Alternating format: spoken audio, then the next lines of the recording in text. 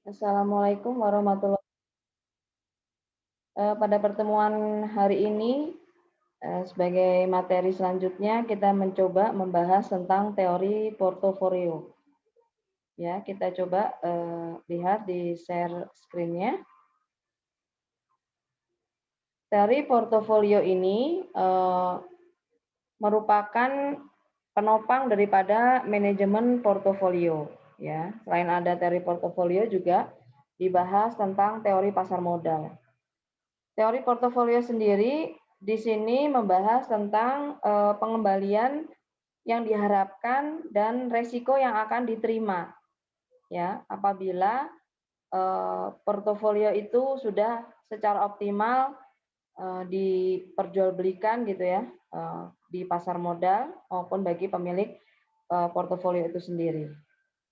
Sedangkan untuk teori pasar modal di sini tentu saja berhubungan dengan pengaruh keputusan investor terhadap harga sekuritas.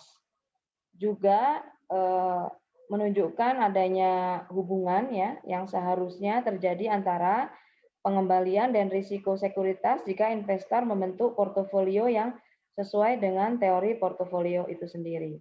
Jadi membahas dua, kalau teori pasar modal itu berhubungan dengan pengaruh keputusan investor serta teori portofolio itu gimana bisa menjadi pengembalian dan resiko sekuritas apa yang akan diterima oleh para investor.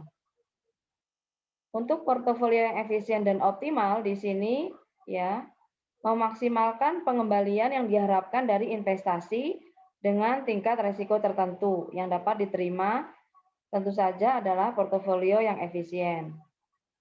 Sedangkan bagaimana portofolio itu dikatakan efisien, tentu saja masih dalam asumsi yang wajar, di mana di sini dikatakan bahwa investor itu cenderung menghindari resiko. Nah ini jelas ya.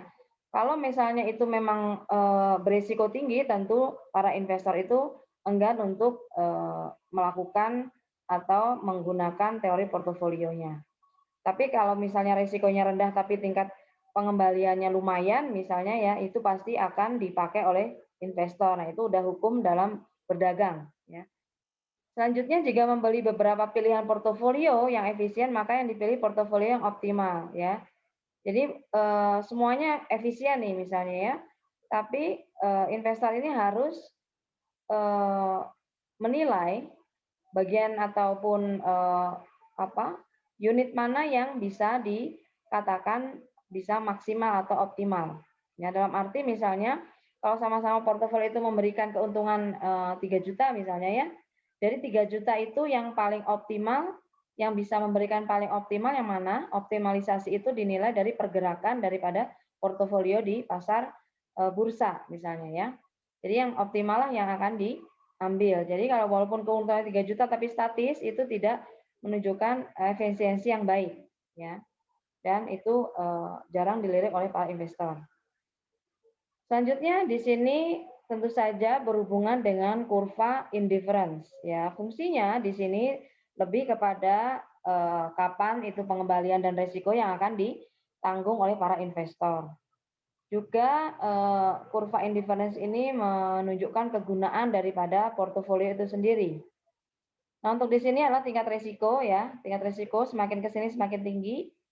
Kalau di sini adalah pengembalian yang diharapkan. Misalnya nih, risikonya di U ya, U1 ya, risikonya di sini, maka tingkat pengembaliannya di sini.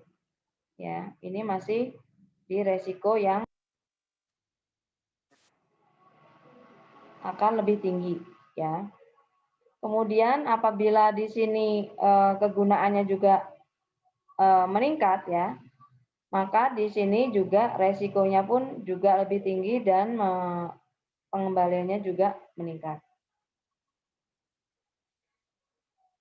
Kemudian